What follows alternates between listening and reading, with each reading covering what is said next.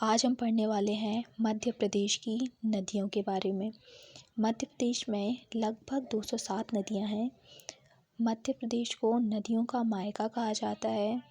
बेतवा नदी को मध्य प्रदेश की गंगा कहते हैं एंड क्षिप्रा नदी को मालवा की गंगा कहा जाता है। नर्मदा नदी भारत की सबसे बड़ी 5वीं नदी में से एक है। सबसे बड़ा बांध तवा नदी पर है जो कि होशंगाबाद के पास है। किसी भी देश या राज्य की जीवन रेखा नदियां होती हैं। सबसे ज़्यादा नदियां भारत में प्रवाहित होती हैं। मध्य प्रदेश में उत्तर की ओर बहने वाली नदियां में से हैं चंबल, सोन, कैन व बेतवा शामिल है इसमें।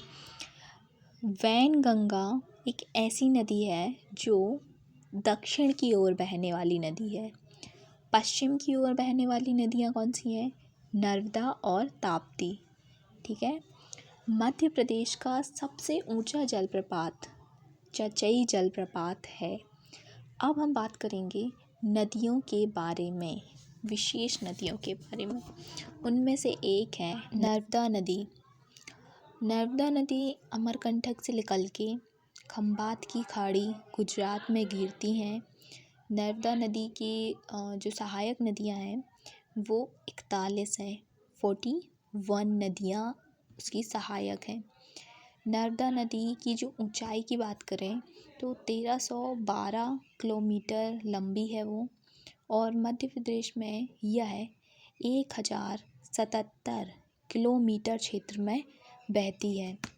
यदि इसके द्वारा बने हुए जलप्रपातों के बारे में बात करें तो सबसे पहले आता है धुआंधार, ये भेड़ाघाट पे है।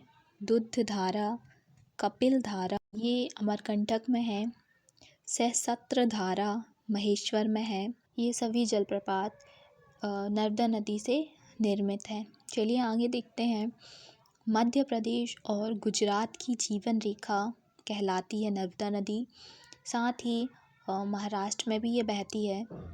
पश्चिम की ओर बहने वाली सबसे बड़ी नदी नर्मदा है और भारत की सबसे बड़ी 5वीं नदी भी नर्मदा को ही माना जाता है।